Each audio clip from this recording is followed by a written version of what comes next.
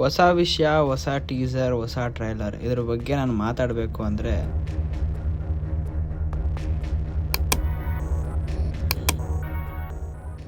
ನನಗಿನ್ನೂ ನೆನಪಿದೆ. ನಾನು ಚಿಕ್ಕವನಿರ್ಬೇಕಾದ್ರೆ ನಮ್ಮಪ್ಪ ಅಮ್ಮ ಫಾರ್ ದಿ ಫಸ್ಟ್ ಟೈಮ್ ಥಿಯೇಟ್ರಿಗೆ ಕರ್ಕೊಂಡು ಹೋಗಿರೋ ಮೂವಿನೇ ಜೋಗಿ. ಸೊ ಅದೇ ಜೋಗಿಯ ಡೈರೆಕ್ಟರ್ ಪ್ರೇಮ್ ಡೈರೆಕ್ಷನಲ್ಲಿ ಬರ್ತಿರುವ ಮೂವಿನೇ ಕೇಡಿ. ಸೊ ಇದ್ರ ಬಗ್ಗೆ ರಿವ್ಯೂ ಮಾಡೋಣ.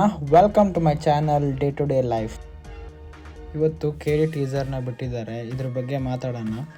ಪ್ರೇಮ್ ಅವರು ಹಳೆ ಮೂವಿಗಳನ್ನ ತೆಗೆದಾಗ ನಮಗೆ ಒಂದು ಇಂಟ್ರೆಸ್ಟ್ ಇರ್ತಿತ್ತು. ಸೊ ಲಾಂಗು, ಮಚ್ಚು ಅದೊಂದು ಬರೋ ಫ್ಯಾಕ್ಟು. ಬಟ್ ಆದರೆ ಎಲ್ಲ ಮೂವಿಗಳಲ್ಲೂ ಸೆಂಟಿಮೆಂಟ್ ಇರೋರು, ಅಮ್ಮಂದು ಅಥವಾ ತಂಗಿದು ಅಥವಾ ಲವ್ ಸೆಂಟಿಮೆಂಟ್. ಇವಾಗ ಪ್ರೀವಿಯಸ್ಲಿ ಬಂದಿರೋ ಏಕಲವ್ಯದಲ್ಲೂ ಅಷ್ಟೇ ಲವ್ ಸೆಂಟಿಮೆಂಟ್ ಇಟ್ಟಿದ್ರು. ಬಟ್ ಆದರೆ ಅದಕ್ಕಿಂತ ಮುಂಚೆ ಬಂದಿರೋ ವಿಲನಲ್ಲೇ ಅಮ್ಮಂದು ಸ್ಟೋರಿ ಇಟ್ಟಿದ್ರು. ಬಟ್ ಆದರೆ ಅದು ಅಷ್ಟು ವರ್ಕೌಟ್ ಆಗಿಲ್ಲ. ನೋಡೋಣ, ಈ ಸತಿ ಒಳ್ಳೆ ಪ್ರಯತ್ನ ಮಾಡಿದ್ದಾರೆ ಅನಿಸ್ತಿದೆ. ಧ್ರುವ ಸರ್ಜಾ ಕೂಡ ಒಳ್ಳೆ ಆ್ಯಕ್ಟರ್. ಬಟ್ ಹಳೆ ಮೂವಿ ಮಾರ್ಟಿನ್ ಫ್ಲಾಪ್ ಆಗಿತ್ತು. ಬಟ್ ಈ ಸತಿ ನೋಡಬೇಕು ಯಾವ ಥರ ಮಾಡಿದ್ದಾರೆ ಪರ್ಫಾರ್ಮೆನ್ಸು ಅಂತ. ಮತ್ತು ಹೋಪ್ಫುಲಿ ಈ ಸರಿ ಚೆನ್ನಾಗಿರುತ್ತೆ ಅಂತ ನನ್ನ ಭಾವನೆ. Come to the point. So ಈ ಮೂವಿದಲ್ಲಿ ತುಂಬ ಜನ ಆ್ಯಕ್ಟ್ರುಗಳಿದ್ದಾರೆ. ಲೈಕ್ ರಮೇಶ್ ಅರವಿಂದ್ ಇದ್ದಾರೆ, ಆಮೇಲೆ ರವಿಚಂದ್ರನ್ ಇದ್ದಾರೆ, ಸಂಜಯ್ ದತ್ ಇದ್ದಾರೆ, ಶಿಲ್ಪಾ ಶೆಟ್ಟಿ ಇದ್ದಾರೆ.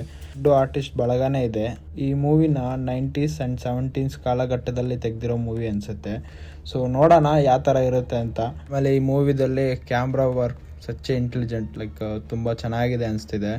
ಯಾಕಂದರೆ ಕ್ಯಾಮ್ರಾಮ್ಯಾನ್ ವಿಲಿಯಮ್ಸ್ ಬಂದ್ಬಿಟ್ಟು ಲೈಕ್ ವಿಕ್ರಾಂತ್ ರೋಣದಲ್ಲಿ ಮಾಡಿದ್ದಾರೆ, ಆಮೇಲೆ ಬೇರೆ ಫಿಲಮ್ಸ್ಗಳಲ್ಲಿ ಮಾಡಿದ್ದಾರೆ. ಬಟ್ ಅಷ್ಟಾಗಿ ಗೊತ್ತಿಲ್ಲ. ಬಟ್ ಈ ಮೂವಿದಲ್ಲಿ ಕ್ಯಾಮ್ರಾ ವರ್ಕ್ ಮಾತ್ರ ಸಖತ್ತಾಗಿದೆ.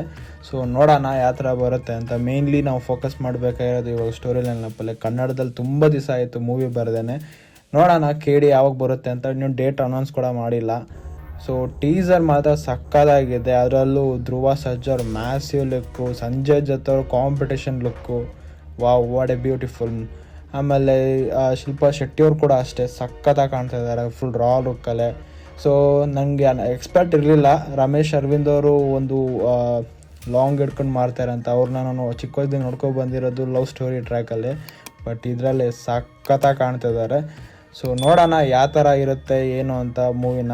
ಈ ಮೂವಿ ಕೂಡ KVM ಪ್ರೊಡಕ್ಷನಿಂದ ಬರ್ತಿದೆ. ನಿಮ್ಗೆ ಗೊತ್ತಿರೋ ಪ್ರಕಾರ ಇವಾಗ KVM ಪ್ರೊಡಕ್ಷನ್ ಅವರು ದೊಡ್ಡ ಮೂವಿಗಳು ಎತ್ತಿದ್ದಾರೆ. ಲೈಕ್ ಟಾಕ್ಸಿಕ್ ಇರಲಿ ಅಥವಾ ತಮಿಳಲ್ಲೇ ವಿಜಯ್ದು ಮೂವಿ ಇರಲಿ, ಎಲ್ಲ ತುಂಬ ದೊಡ್ಡ ಪ್ರಾಜೆಕ್ಟ್ಗಳನ್ನ ಎತ್ತಿದ್ದಾರೆ. ಬಟ್ ಮೇಕಿಂಗ್ ಮಾತ್ರ ಸಖತ್ತಾಗಿ ಖರ್ಚು ಮಾಡಿದ್ದಾರೆ ಅನಿಸುತ್ತೆ.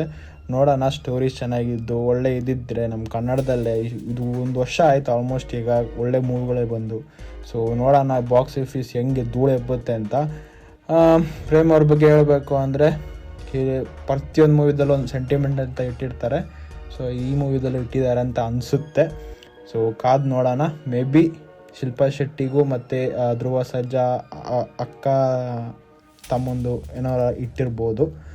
ಸೊ ನೋಡೋಣ ಬನ್ನಿ. ಸೊ ಇದೇ ಇವತ್ತಿನ ಅಪ್ಡೇಟ್. ನೋಡ್ತಾ ಇರಿ day to day life. Subscribe ಮಾಡಿ. ಸೊ ಆದಷ್ಟು ಸಬ್ಸ್ಕ್ರೈಬ್ ಮಾಡಿದ್ರೆ ನನಗೆ ತುಂಬ ಹೆಲ್ಪ್ಫುಲ್ ಆಗುತ್ತೆ. ಸಿಗೋಣ ಮತ್ತೆ ಮುಂದಿನ ವೀಡಿಯೋದಲ್ಲಿ. Take care. ಬಾಯ್ ಬಾಯ್.